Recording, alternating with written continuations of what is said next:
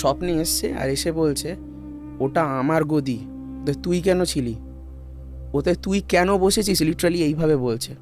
আচ্ছা, এখান থেকে চলে যা, নাহলে কিন্তু মেরে ফেলবো।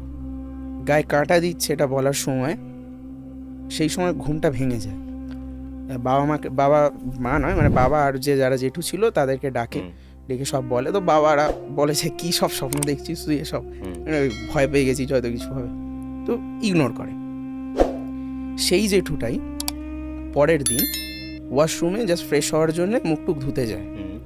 সেই সময় মানে ওয়াশরুমটা কীরকম বলছি, ধরে নাও একটা square type of washroom, square শেপের।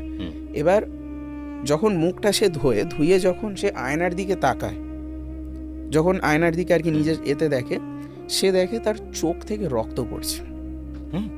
চোখ থেকে রক্ত পড়ছে সিরিয়াসলি। তারপর মানে অবাক করা বিষয়, সে নিজে আঁতকে ওঠে, কি হলো আমার চোখে, কি হলো।